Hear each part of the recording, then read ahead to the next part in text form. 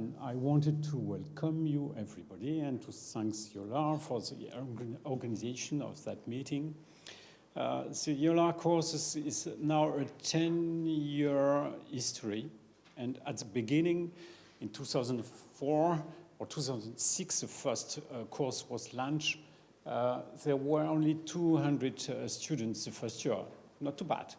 Now, there are more than 2,000 per year. More than 2,000 students per year. And you are involved in that process. It's an exciting process. So thank you for the junior who are coming today. Who is junior today? Want to see? Junior, junior, junior, less junior, junior, less junior. Okay, so good. And you are here because the convenors have decided, have chosen you to be here today. Normally, I think there are around how many juniors in total in our courses? About 100. So we are only 25 today, but it's the first course. I think next year everybody will want to be here. So you are here for the first time. And what I have to say is during that process of 10 years, we did a lot to improve the course, to improve the update, but our weakness was the assessment questions. Two weaknesses, the number of assessment questions and the quality of assessment questions. Now, progressively, we have enough questions, but we have to improve the quality of the questions. And during our last meeting in February in Paris, Jose and Catherine, Jose, a convenor, and a friend of us for 10 years, and Catherine is educationalist and professor in education, expert in education in Nottingham. So we are very lucky to have her with us today. And together, I think this will be an exciting meeting to improve all the assessment questions. So I hand over to Catherine. Thank you, everybody. And thank you to the convener also to be there. And thank you to Gabriela, who has everything organized here. Yeah. And I think it's also an opportunity to you to see your convener and Paris during this event. So well done to everybody for getting here, including some people who've been stranded at airports and some people who have been exploring transport systems to get here. Hands up people who know someone else in the room already and you've already sort of been able to work with them face to face before. Hands up who have worked with other people in the room. So some, but not all. And significantly, I think some junior colleagues joining us, junior in this context. This may be the first time that you've had the opportunity to spend some time with colleagues. And so I wanted to start by introducing an overview of how we propose to spend our time, our precious 26 hours, and the clock has just started now, to help to invest in you and to enhance your ability to work across Europe, mostly virtually, for most of the year in order to achieve this very complex and demanding task. Because this photograph I actually took last year outside some exams that were taking place in the University of Oxford. And I'll let you into a secret. The University of Oxford has problems with the quality and the quantity of its assessments. Certainly the University of Nottingham has some challenges with the quality and the quantity of its assessments. Everybody is challenged by the complexity of assessments. But what we all have is an aspiration to deliver equitable, fair, and as effective assessment as we possibly can. Because obviously, this is healthcare which is at stake. And so, in fact, we are held to the highest possible levels of accountability for our assessments. And there is quite a bit of science, there is quite a bit of techniques that we need to become familiar with. And there's also a little artistry, and it's the art of being an expert, and it's an art of being able to spend time identifying, discussing, and coming to experienced judgment about how we are going to operate assessment. And so that's why it's so important for us to spend time in a room. You've got your glasses back now, Eric. In order to build those working relationships and in order to identify and perhaps clarify some of those issues, because some of these things are challenging. They're not straightforward. And so we need to have our wits about us. So our overall aim then was to equip authors and conveners with the expertise and time which is necessary to work together to improve our existing question banks and also to develop future effective assessment. So it's necessary to achieve that aim. We've tried to gather together expertise. So we have colleagues here from EULAR who've got many years of experience in trying to deliver and assess assessment now. We have our conveners, we have experienced authors, and we have some junior authors. I'm here to offer some educational guidance and guidelines to help you in that process. And we've also got 26 hours, as I mentioned, to work together face to face. And what we're also doing is being video recorded so that absent friends can also participate, even though they're not able to come here today. But don't worry, your private one-to-one discussions will not be recorded, but the things which made sense that we thought would be very useful to have. And also tomorrow, in the final session, a sort of brief report from each of the groupings. Those will all be recorded together with all of the materials and things that we've used, so that hopefully your colleagues who were not able to be here will be motivated to watch every thrilling minute and to ask you questions about what happened so that they can get up to speed with the rest of you. So that means that although this is a weekend and although we are in lovely Prague, there is structured into the programme time where it's actually over to you. We have provided the expertise, support, guidance, set you a challenging task, and then it's up to you in your individual course groupings to see what your situation is and how you can move things forward.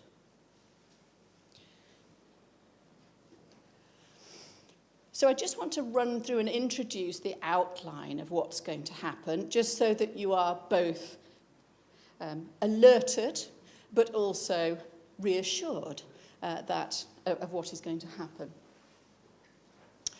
So we're in this section here where we are trying to ensure that you are welcomed and appreciated for your role within EULAR, because we know it is such an important and difficult task to fit into your many other responsibilities, I'm sure.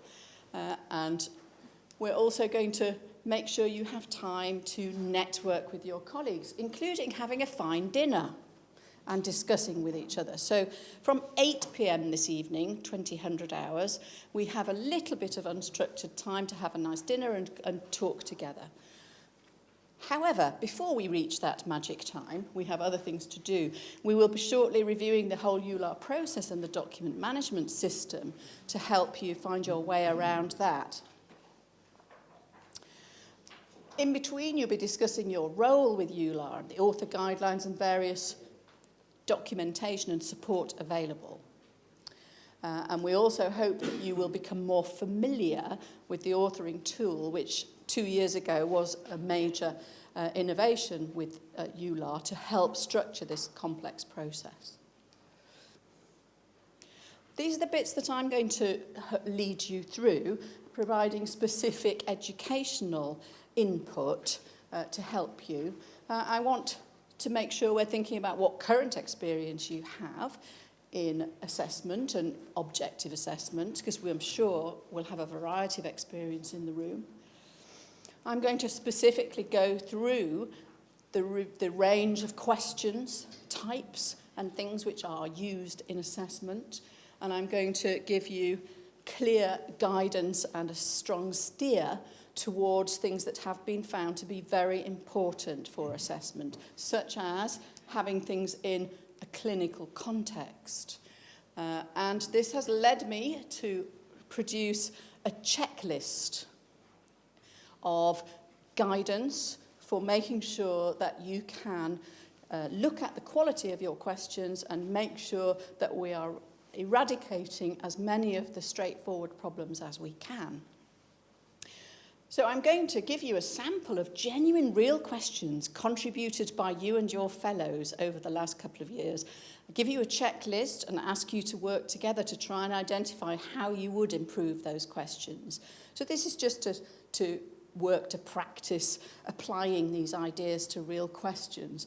Because then I want you to move on to work in groups with your convener to look at your actual questions. So armed with this input and a checklist and a chance to discuss with your colleagues, what do you have right now? How could you enhance them straight away?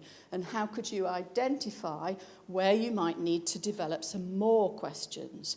And then tomorrow I will be running through with you a systematic way to help you cover the whole of the curriculum and sample effectively, and also to produce and generate questions at the appropriate cognitive level. And I think it should help you to generate questions more quickly. So this is where you will be working hard, reviewing your assessment bank, improving your questions, and getting ready for, before you're allowed home, to report on what your plans are and also what you need from EULAR, how we could help and support this process in the future, each of those items. So here's how it translates into time. We'll be looking at the EULAR system and your role and the opportunity to ask questions and identify those aspects in this first session. Modest coffee break opportunity. And then that's when I will be at 16:30 to 18:30. That's when I will be going through some of those assessment topics and sharing the checklist with you and asking you to try them out on some questions. And then I have some answers with some suggested improvements that I would recommend for you to make sure we've covered that ground to prepare you to have another modest comfort break, to spend a little bit of time before dinner spread out into a number of rooms in small groups with your convener to identify and take stock of where you are now and how you might work to improve the questions you have. Tomorrow, I was told an early start would be absolutely possible in order to fit everything in. And so that's a chance to continue to work on your question bank. And what we have been considering is giving you a little bit of input a bit earlier about generating new questions so that you have chance to work in your smaller groups to generate some more questions together before. So we have a whole morning to move things forward before lunchtime, and then one last time to work with groups to identify what is going to be your plan for how to take things forward. And then we will all come back together to a group here to compare what the plans are for different courses. We summarise things, evaluate, work out, ask you what's been useful, what's valuable, what things you'd like in future, what things you'd like to never do again. And then 3 p.m, you're free to go. So I hope that has some relation to what you thought was in store for you, and that there's nothing there about which you feel too perturbed. But obviously, any questions or at any time, do come and ask. Is there anything anybody wants to ask about the sort of arrangements of that so far? I suppose, I don't know, where do we go for dinner? Just to focus on the social aspect for a moment. They're not leaving the hotel, it's going to be down here by the reception area, and that's going to be nice. Lovely. So everything being looked after.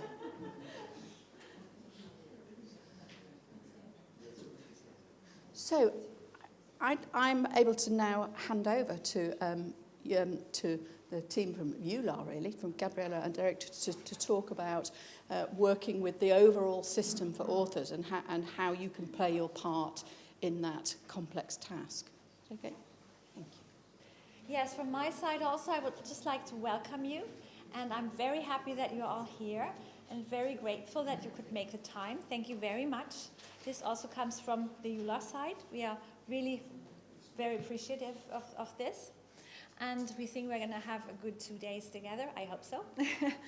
From my side, I will get started with the assessment, with the course system that we have for updating.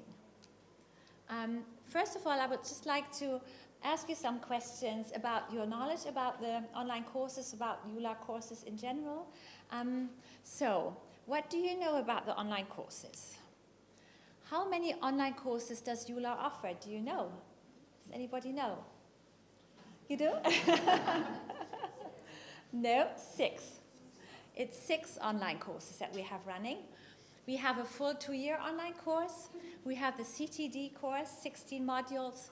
We have the scleroderma course with 10 modules. We have the health professional course with 8 modules.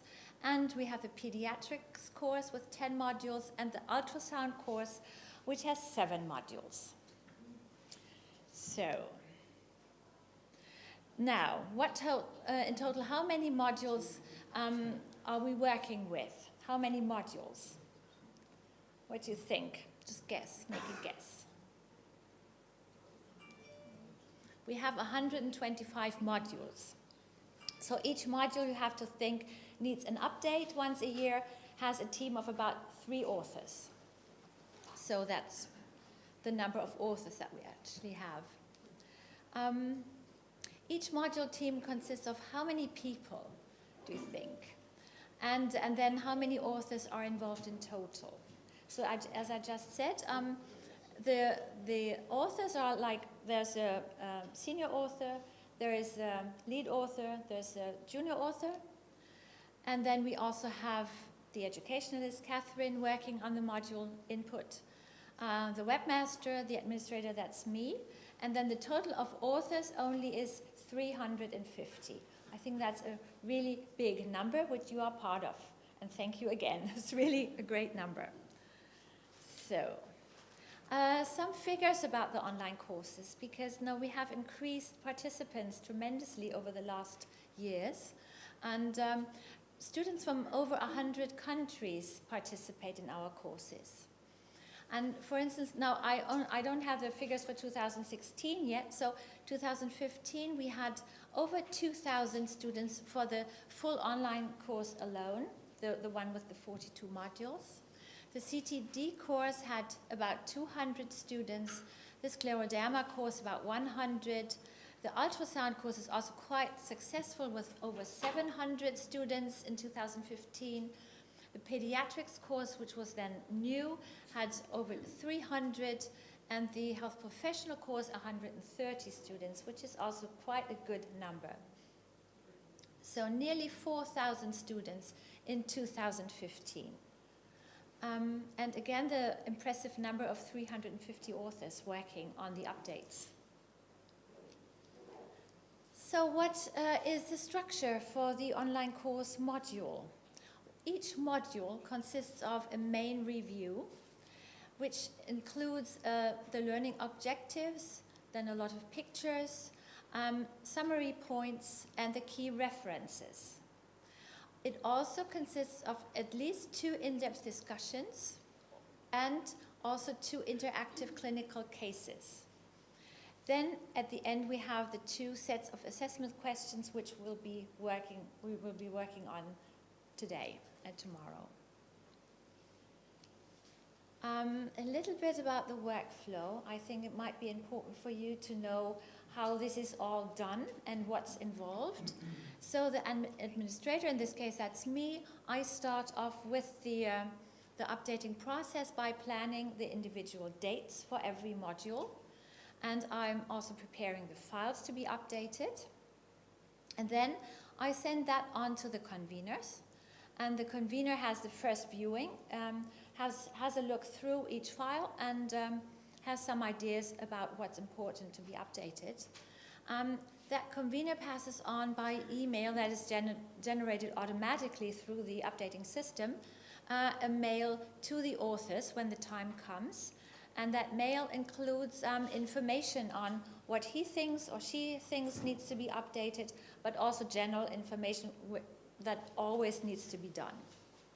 So again, the authors will have to work on the main text, the 2 in-depth discussions, the clinical cases, and the sets of assessment questions every time an update is in need. So there's one more function that is done by the senior author.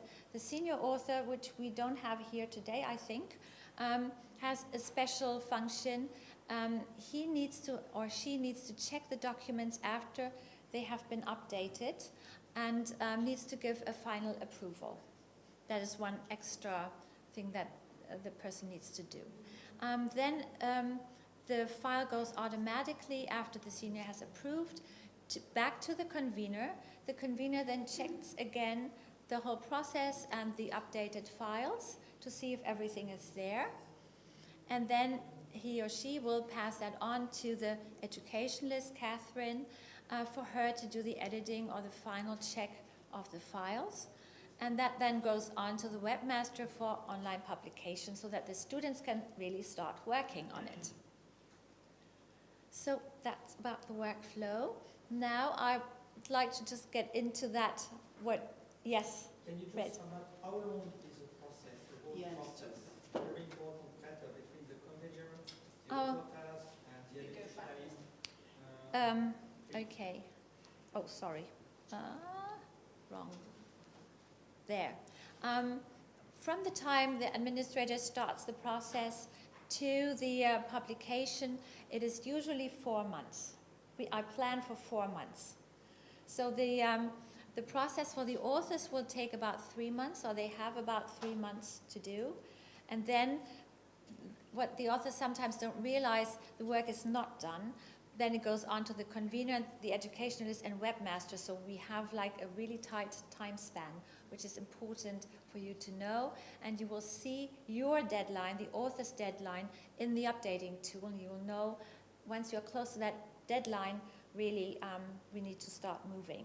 And the next person is already sometimes waiting to take over. I suppose I do have, so there's supposed to be 2 months between the last 2 stages, but very often it's less than 2 weeks.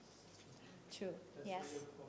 So that does limit the amount of assistance we can give to make sure the assessments are of the best quality. So Yes. it is important to say that each deadline is very important because it has a huge knock-on effect on the next stage. That's right. I mean, we're often looking at a very late finish from the authors, and that's, yeah, true. But sorry, one issue is that as a junior, you will receive the first email 4 months before the course will be put online. So you have to think about before how to improve, how to update, but you cannot have access to the course to update it. No, not before 4 months. Just 4 months before you will receive it. So it's also a short time. Yes. The thing is, the junior authors do not have 4 months to work on. They have 2 months to work. Okay. Because there is some time for review by convener, and That's right, you yeah. check that the convener maybe to get a second version, a revised version as one article, and then go to lovely educationalist. It's a series of windows that are open for a period of time, and if that's not completed, then the knock-on effect gets worse and worse.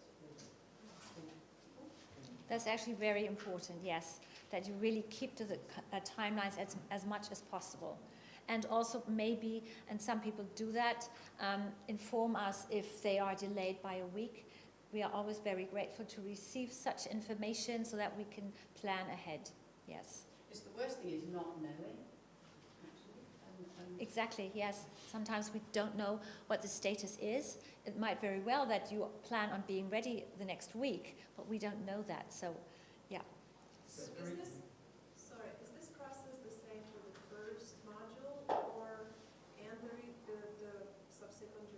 It is always the same process. It doesn't matter which module it is, just different times.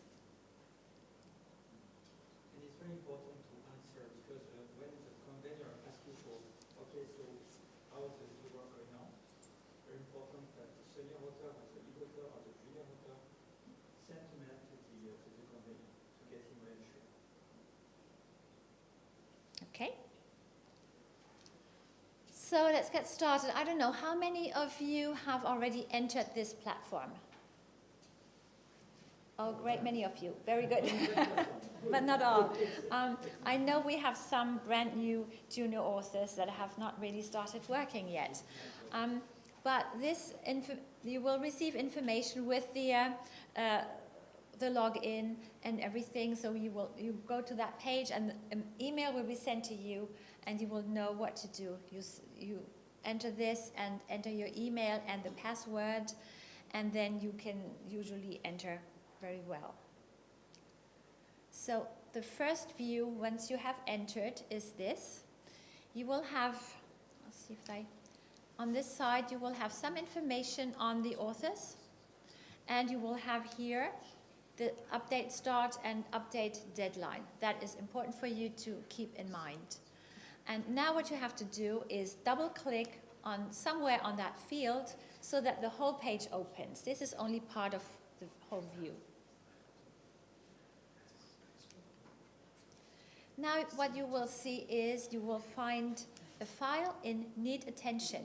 That is your file, and sometimes if you are an author for 2 modules, you will have maybe two such modules.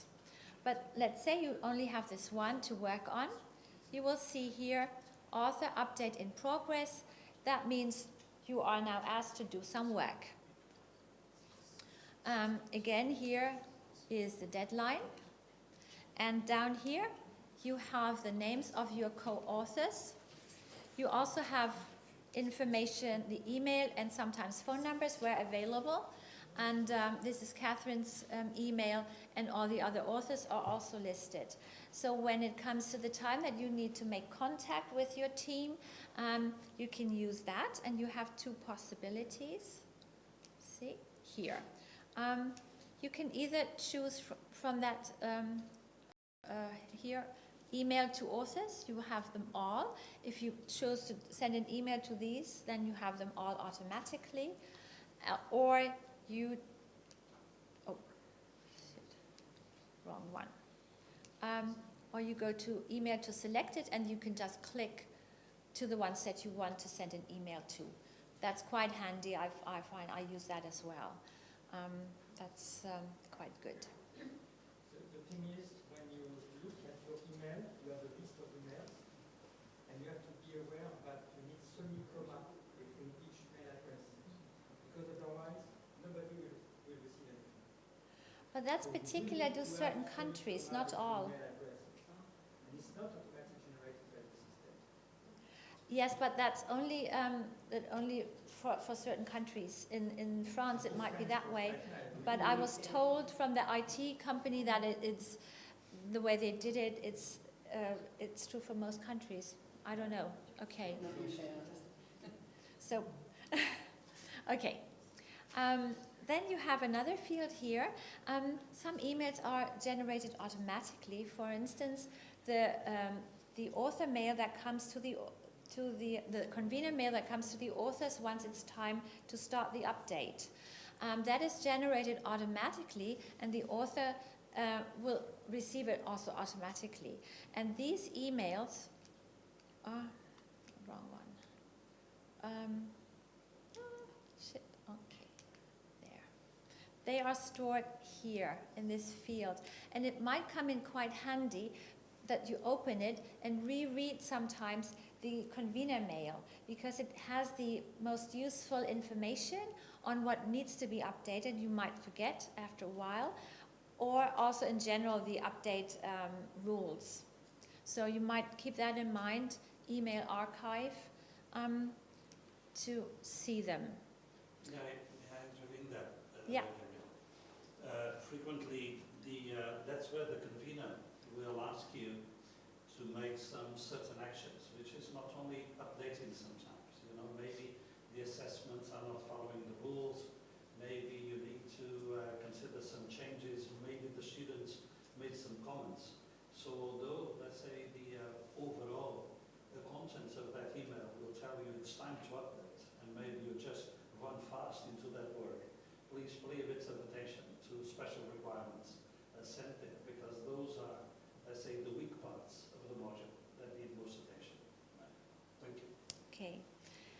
Yes, and we have another field. This will be the emails that were sent to by the convener. And then we have another button here, the alerts. Alerts are the reminders that you will be getting. So just keep in mind that from after 4 weeks before the deadline, you will be getting reminders, regularly reminders once a week, just to alert you to, you know, that something needs to be done. And yeah, just don't, yeah, maybe you want to ignore them. They are generated automatically, so. But don't ignore them in a way that you don't work. So, and that you just mentioned the student ratings. Before you get started on the updates, please check the student ratings. They are here. They should be open for you.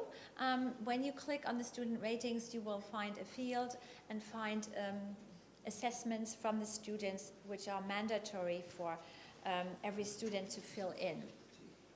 And it will give you hints on what they like, what they didn't like, or what they wish to be changed. Sometimes very useful. Okay. So now you get into the business of really updating. Find your individual files. As I said before, these are the files that you have. You can see them on this side. The main text, clinical cases, the in-depth discussions, and assessment questions. They are all stored here. And the next thing you need to do is press on actions. Press on here. And then you get several options. You can open in viewer, which means you open the file. You can just basically see it's there. And you can have an overview of how many pages, just general information. We will not be able to do anything with it, just for you to check whether it's there, but you cannot change it. That comes with another step. If you really want to start working on the files as a Word document, you will need to do a checkout. That's here. So press actions first, and then check out. That means it takes out the file from that online system onto your computer in downloads. Why don't you call it download? We don't. Download is something different. It has a different. This is an IT. No, because it's not a download. It's not a download. It is something that is generated. You have it on downloads, and then you need to put it back. I was told from IT that would not. That is not a download. The whole world is talking about download. Right, but in a different sense. Yeah, it's yeah, it's exactly. So, what you have to, what you would need to do if you have gotten that far and gone past the checkout word. So. Please get used to it. We cannot change it. You press on Save File. No, it doesn't. No, it's not because it costs money. Because it's the wrong expression for what this is doing. A download is something different, and an upload is something different. This is not what the system is about. It doesn't download or upload things. It's used in a different way. So that's what I was told. I'm not an IT expert, sorry. So you press on Save File, and then OK. And then that is an example of a file that is stored locally on your computer in your Downloads folder. And then you have it as a regular Word file, which means you can use markups, which I would recommend you to do, and keep the markups for Catherine so she has it easier with the corrections or the editing later on, and the convener as well. They can see immediately what has been corrected and adjusted from the last update. So you have done this, and then it shows, the system then shows, if you go back, this shows something. It shows in the hands off, and it would show your name. If you have taken out a file, your name will appear here, and this will block it off. The system has now blocked that particular file, and nobody else can get to it anymore. So another author will have the notification, this person has taken out the file and is working on it. So that's, now the person will have to wait until you put it back into the system. Why can't you work simultaneously on the file? We don't want that because people might do the same changes or different ones. In normal life you work simultaneously on the document. Yes, that is not what we wanted. We had the experience. Why not? Over the last 10 years, we had the experience that people were getting it per email, and they would work, one person would work on something, the other person would work on something or the same, and then it would not come together. It would have been a big mix-up, and we've had it before. So it was the decision that this is the best way to do it. We are now going with this system, sorry. It was a nightmare. Because we couldn't find the correct final. The last one, we could never find out who had done the last one, and the final one, which was it? Okay, so there you'll see it's blocked and nobody else can get to it until you put back the file. So to put the file back, which is called Checkin, that is also a separate process. You still have it in your download folder, right? In your download folder with the long file name, which is identified by the system. So please do not ever change that file name, otherwise the system will not take the file back. So you press on Checkin, and then you have two possibilities of either pulling back that file or just pressing a few buttons to get it back in. If you choose select files, you will open your download folder. That is an example. The systems are a little bit different. You will find that long file name here, and then press it and put it back there. Or you just drag and drop it here. So go to the download folder, pull it onto that field, and it'll automatically upload. Usually that works really well. I don't know, you have to find out how it works on your computer. They're all a little bit different. So once you've done that, you will see the percentage uploaded here. You'll see something is working. And depending on your computer connection, it might take a little while. Normally it's really very quick. And then first of all, you go to Checkin files, press that button. That is self-explanatory, I think, once you are at that stage. And then you will see this light green field, Checkin done. That is the confirmation that the files have been put back into the system doing a check-in. And you will also see, just to check whether everything's gone correctly, in the hands off, your name as author has disappeared, so you know that nothing is checked out anymore, and you will find now the last modified person was this one, and has correctly put it back on the 3rd of June, for instance. So that is one file, and you do that, of course, with every single file. And something to the system terminology again, check out means take file from the system onto your computer for the updates, and check in, put file back from your computer into the system again. Some troubleshooting, if something shouldn't go right or your internet connection isn't stable or something else might happen. In case you are not well connected or the check-in does not work, you can always go back and do an undo checkout. That's what it says there, undo checkout, which puts back the file of the last version. So you are sure you can go back any time, and the name will then disappear, and you can free that file for other authors to use. This is just in case you have not succeeded doing a proper check-in. And sometimes it might take a while once until your online system works again.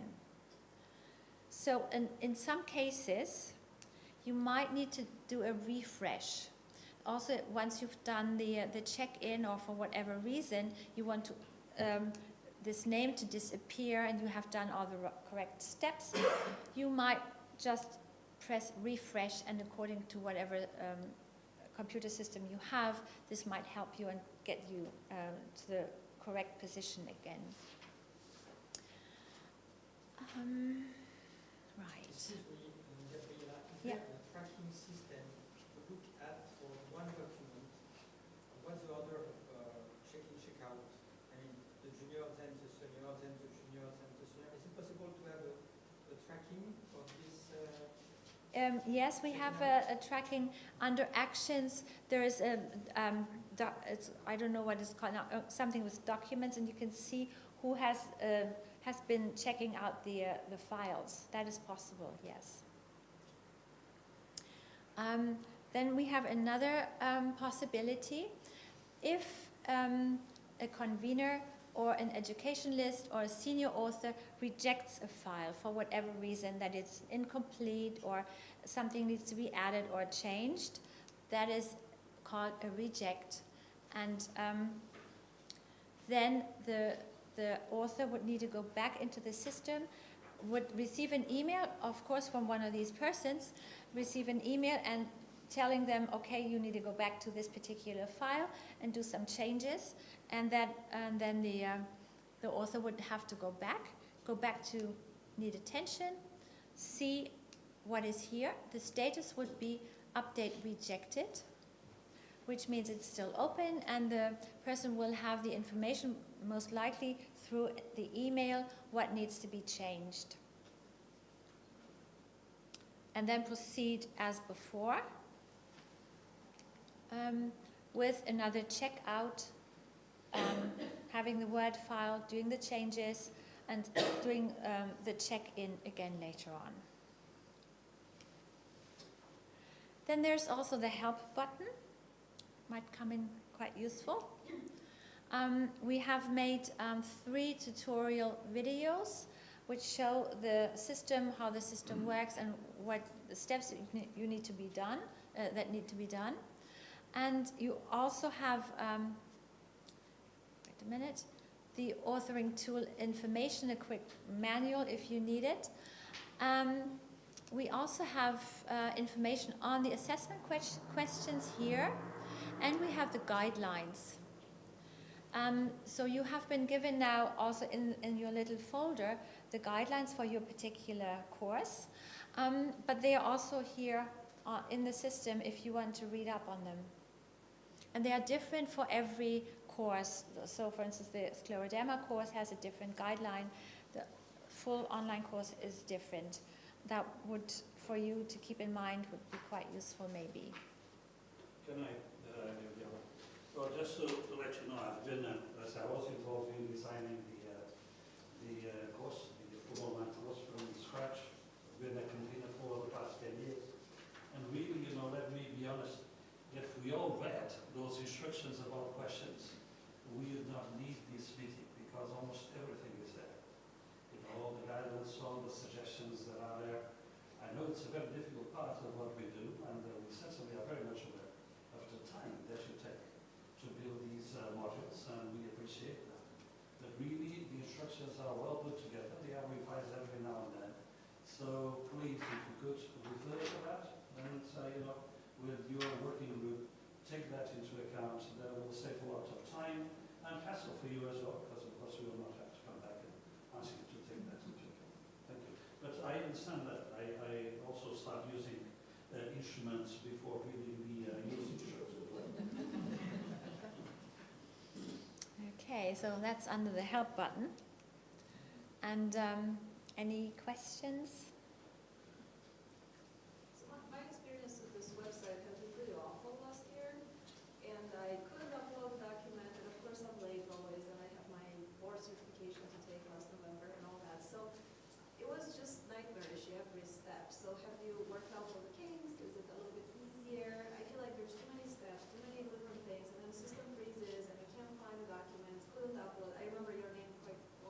Yeah, okay. So it's a little bit clunky, I feel, when we've invested a lot of money from the US in the ACR website because it was similarly clunky. So it takes a while to build a well-functioning website. If this is so interactive and this is so timeline dependent, it needs to go smoothly. And we work better with guidelines. Give me from this to this, 2 weeks. Don't give me, you know what, in 4 months we're going to need you. All right, but I can't access it right now. No, I have a window, but I can't access it. Give me a deadline of 2 weeks. This is what you have. And I don't even know if I have access year-round as a junior author. I think I only don't. You only have the time slot because it then passes on to the other people who are involved. So I have about 16,000 deadlines with 3 kids and work and clinic and my division and everything else. So this is hard for me to be told, hey, in 4 months, somewhere in this 4 months, we're going to need you. Not right now. So it's irritating. So if you tell me that you have to within the pay, 4 months, you we're have it opening right away. You have 4 months. Usually Right, you but have in 4 months. When you send me the first announcement, I cannot access the system. No. When the announcement, At some point. no, when the announcement comes from the convener, you have immediate access. That already triggers the automatic access. So when the mail comes from the convener, then you have about 4 months. Sometimes it's only 3 months, depending on when the convener gets to doing his part. So therefore, sometimes there's a little bit of a delay, but usually it's, let's say, 3 months in general. So what I would like is, okay, today you need to start working on this, and you have 2 weeks, 3 weeks. Give me a strict guideline, a deadline, and when do I have access, and when does it end? So if I go in there, and the sign-in is pretty awful itself, so I get this other long email about how to sign in, and I try 16 times, doesn't work, and I email it back, and email me back, and everybody talks for another 2 weeks, and finally, if I get into it, I can't access this because either the convener or the other 2 authors involved are accessing it. Then you need to talk to them. Yeah. You just have to change a couple of things, and it's just been stressful. So can we streamline it so it's easy for all the authors? And when it starts, it's open. We get in, we do our thing, because then I have to put it on my calendar, and I have 16 other things, Wednesday and pending, and it's just. I understand it's a matter of like 16 different people being involved in it, but for the authors, it's helping because we have other responsibilities to just. I understand. Yes, of course I understand. Well, we can take it up for the convener meeting if changes need to be made. But I know from the years before that it was then the general opinion that we should give the authors more time, not only 2 weeks, that they need that time. Everybody works a little bit differently. Some people work best if they have 4 months and they can plan it themselves. Other people only need 2 weeks. But that is really difficult because it's one system and we can't really individualize it that much. That is the problem. But I understand that. I take your point, but we can take it up and talk about it next year. Yeah. In terms of making it easier, this is a very complex system, and it has a lot of other functionalities that we need to take care of for the online texts. So it's even worse before this system was. Yeah. When it was being done just. It was really bad. Yeah. 25 modules individually. It was even worse. I actually sympathize with your comments. Being a convener, I tried hard to make it easier and to translate check-in and check-out into upload and download, make the correspondence. I really don't understand why this is not possible. I believe that's because the IT company is too costly to change these words, but it hasn't been possible until now. But I'd like to understand better your point of view. Let's say when we ask for people to revise a document, so there is a group work that we open. Let's say it's not only between us and you, it's between us and your group of co-workers. So supposedly the lead author should then organize the group in saying, well, you have a fortnight and you have 1 week and you have 2 days and I get this together and I bring it to you. So let's say that's the way we thought it should be work. See, let's say we open the stage for the work, but then you put in your own organization amongst yourselves as authors. So each author does not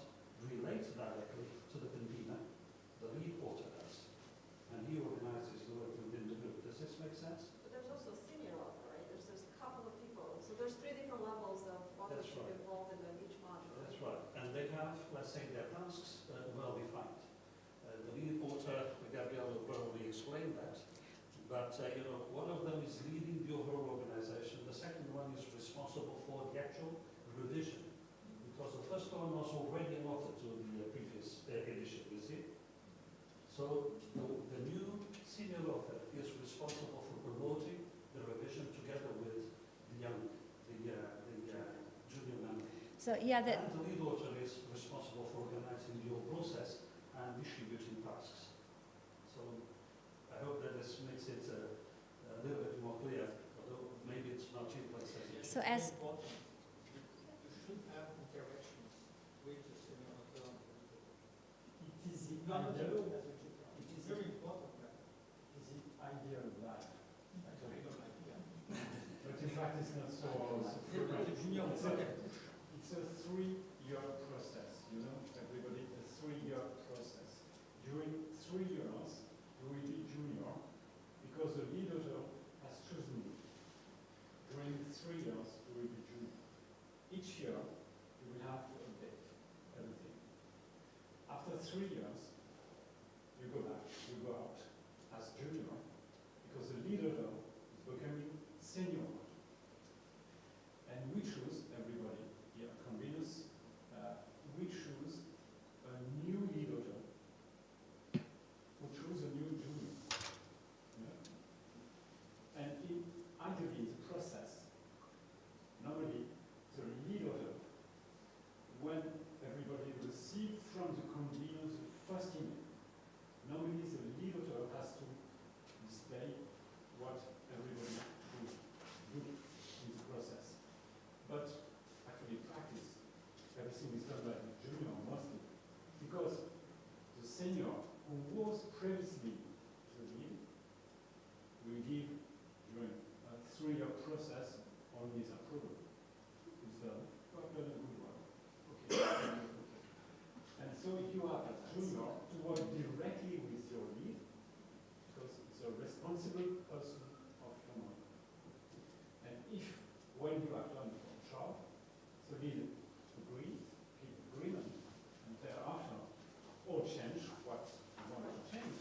And finally, the senior will find agreement. This is a complex process, but useful process, effective process. May I Yeah. ask you something? In the system, the senior author can only approve the whole module? yes, Or should he go through you should every should, single yes, one. Yeah. should, but should he, yes, that should be done, should not be done. So But I think You can do both. You can do both. You can give validation, agreement of each there's one, or yeah, complete. it's not mandatory. But I think these questions we should not discuss here, I think, now. Okay, so that was it from my side. I just wanted you to see and how many countries are involved in the courses, and yeah, how widespread it is. And we have especially a lot of people from India who are taking the full online course, which is really quite interesting. So that's it from my side. Thank you very much.